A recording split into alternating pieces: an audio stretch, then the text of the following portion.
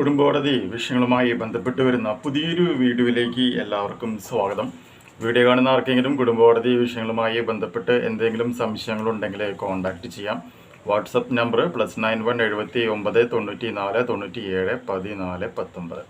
ഒരു വട്ടം വിളിക്കുവാനുള്ള consultation fees 500 രൂപ ഗൂഗിൾ പേ ചെയ്യുക. കൂടാതെ വളരെ എക്സ്ക്ലൂസീവ് ആയിട്ടുള്ള വീഡിയോസ് നമ്മൾ ചെയ്യുന്നുണ്ട്. അതായത് വ്യാജ സ്വർണ്ണ പരാതി, വ്യാജ 498A ഡൊമസ്റ്റിക് വയലൻസ് ആക്ട് പോലെയുമായി ബന്ധപ്പെട്ടുള്ള ഒരുപാട് എക്സ്ക്ലൂസീവ് ആയിട്ടുള്ള വീഡിയോസ് നമ്മൾ ചെയ്യുന്നുണ്ട്. ആ വീഡിയോസ് കാണണമെന്നുണ്ടെങ്കിൽ തൊട്ട് താഴെ കാണുന്ന ജോയിൻ ബട്ടൺ പ്രസ് ചെയ്യുക, മെമ്പർഷിപ്പ് എടുക്കുക. മെമ്പർഷിപ്പ് എടുത്തു കഴിഞ്ഞാൽ ആ വീഡിയോസ് കാണാം.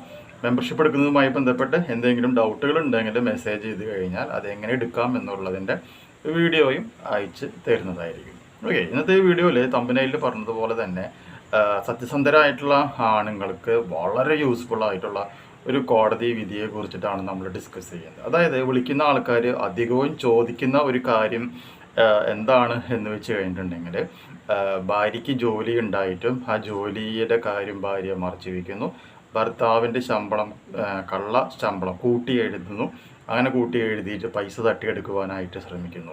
ഓക്കെ, ഇതൊക്കെയും ഭാര്യയ്ക്ക് അതൊക്കെ നുണയാണ് എന്ന് അറിഞ്ഞിട്ട് പോലുമാണ് അവർ ഇതുപോലെയുള്ള കള്ളത്തരങ്ങൾ ചെയ്യുന്നത്.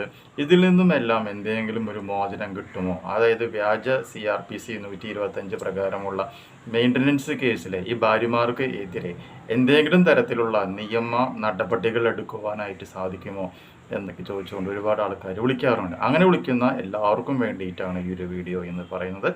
സന്തോഷകരമായൊരു വാർത്തയാണ്. അതുകൊണ്ട് കള്ളപ്പരാതി കൊടുത്ത് ഭർത്താവിൻ്റെ കയ്യിൽ നിന്നും മെയിൻ്റനൻസ് തട്ടിയെടുക്കാനായിട്ട് ശ്രമിക്കുന്ന സ്ത്രീകൾ ഇനി മുതൽ ശ്രദ്ധിക്കുക. ഞാൻ ആ കോടതി ഉത്തരവ് ജസ്റ്റ് ഒന്ന് വായിക്കാം. ആളുകളുടെ പേര് പറയാത്തത് അവരുടെ പ്രൈവസിനെ ബാധിക്കും എന്നുള്ളത് കൊണ്ടാണ്. അപ്പോൾ ഉത്തരവ് ഞാൻ ജസ്റ്റ് ഒന്ന് വായിച്ചു തരാം, അപ്പോൾ കാര്യം മനസ്സിലാവും. That is the high court prosecute wife for committing perjury. ഈ പെർജുറി എന്ന് പറഞ്ഞിട്ടുണ്ടെങ്കിൽ ഈ കള്ളസാക്ഷ്യം പറയുക, അതായത് അറിയാവുന്ന സത്യത്തിനെ കള്ളമായി പറയുക, കള്ളസാക്ഷ്യം. അതാണ് ഈ പെർജുറി എന്നുള്ളത് കൊണ്ട് ഉദ്ദേശിക്കുന്നത്. Okay, the high court prosecute wife for committing perjury. Factual matrix husband and wife are involved in a dissolution of marriage proceedings.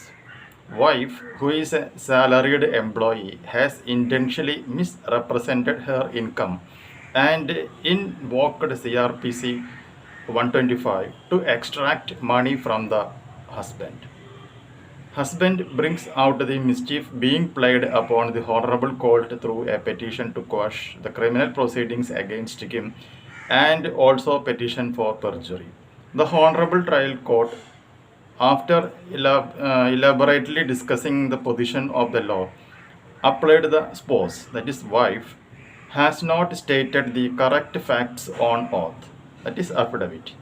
The trial court, on noticing that she, the wife, was getting sufficient income from the fixed deposit received and it has not admitted in the evidence produced by her stating that she has no source of income, had directed the initiation of the prosecution under section 195 read with section 340 of the Code of Criminal Procedure.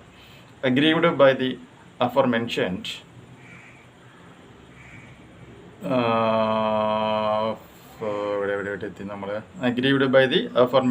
order, the wife filed an appeal to the High Court. The Honorable High Court upheld the order of the trial court and dismissed the appeal എന്നാണ് പറയുന്നത്. അതായത് ഈ CRPC 125 പ്രകാരം നമുക്കറിയാലോ, CRPC 125 പ്രകാരമാണ് നമ്മൾ സാധാരണ മെയിൻ്റനൻസിന് വേണ്ടിയിട്ട് നമ്മൾ കേസ് കൊടുക്കാറുള്ളത്. അങ്ങനെ കൊടുക്കുന്ന സാഹചര്യത്തിൽ അതിൽ പറയുന്ന കാര്യങ്ങൾ മുഴുവൻ കള്ളമായിരുന്നു. അതായത് ഭാര്യയ്ക്ക് ജോലി ഉണ്ടായിട്ടും ജോലിയില്ല എന്ന് പറഞ്ഞു, വരുമാനം ഉണ്ടായിട്ടും വരുമാനമില്ല എന്നൊക്കെ പറഞ്ഞു. അപ്പോൾ ഭർത്താവ് എന്ത് ചെയ്തു? ഇത് ക്വാഷ് ചെയ്യിപ്പിക്കുവാനായി ഹൈക്കോടതിയിലേക്ക് പോയപ്പോൾ ഒപ്പം തന്നെ പെർജുറിക്കും കൂടിയും ഭാര്യയ്ക്കെതിരെ കേസ് കൊടുക്കുകയും മേൽപ്പറഞ്ഞ കാര്യങ്ങളെല്ലാം തന്നെ സത്യമാണ് എന്ന് കോടതിക്ക് ബോധ്യപ്പെട്ടപ്പോൾ കോടതി ഭാര്യയ്ക്കെതിരെ കള്ളസാക്ഷ്യം പറഞ്ഞതിന് ഭാര്യയെ പ്രോസിക്യൂട്ട് ചെയ്യുവാനായിട്ട് തയ്യാറാവുകയും ചെയ്തിട്ടുണ്ട്. അപ്പോൾ നിങ്ങളുടെ വരുമാനം തെറ്റായ കാര്യങ്ങൾ കോടതിയിൽ ഏതെങ്കിലും കേസുകളിൽ കൊടുക്കുകയാണ് എന്നുണ്ടെങ്കിൽ പെർജുറി എന്ന് പറയുന്ന ഒരു സെക്ഷൻ വളരെ ഇൻട്രസ്റ്റിംഗ് ആണ്. നിങ്ങൾ ട്രൈ ചെയ്യുക. ചിലപ്പോൾ വിജയിക്കാം, തോൽക്കാം. ജയം തോൽവി ഒരു വിഷയമുള്ള കേസല്ല. പക്ഷെ കള്ളക്കേസുകളാണ് എന്നുണ്ടെങ്കിൽ അത് കള്ളക്കേസാണ്, തള്ളിക്കളയണം എന്ന് പറഞ്ഞുകൊണ്ട് തന്നെ കോടതിയിലേക്ക് നമുക്ക് പോകുവാനായിട്ട് സാധിക്കും. ഇങ്ങനെ ഒരുപാട് ആൾക്കാർ ശ്രമിച്ചാലാണ് ഇതുപോലെയുള്ള മോശം പ്രവണതകൾ സമൂഹത്തിൽ നിന്ന് നമുക്ക് തുടച്ച് നീക്കുവാനായിട്ട് സാധിക്കുകയുള്ളൂ. അധ്വാനിച്ച് ജീവിക്കാൻ പഠിക്കുക, അർഹതപ്പെട്ടത് ഭർത്താവിൽ നിന്നും മേടിക്കുവാനും ശ്രമിക്കുക.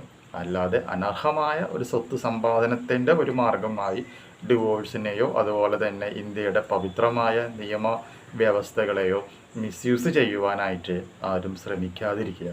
അവർക്കെല്ലാം ഇതൊരു തക്കതായ ഒരു താക്കീതാണ് ഇതുപോലെയുള്ള കോടതി വിധികൾ എന്നും പ്രിയപ്പെട്ട സഹോദരിമാരോട് പറഞ്ഞുകൊണ്ട് വാക്കുകൾ അവസാനിപ്പിക്കുന്നു. ഈ ഒരു ഇൻഫോർമേഷൻ നിങ്ങൾക്ക് യൂസ്ഫുൾ ആയിട്ടുണ്ടെങ്കിൽ തീർച്ചയായും നമ്മുടെ ചാനലൊന്ന് സബ്സ്ക്രൈബ് ചെയ്യുക.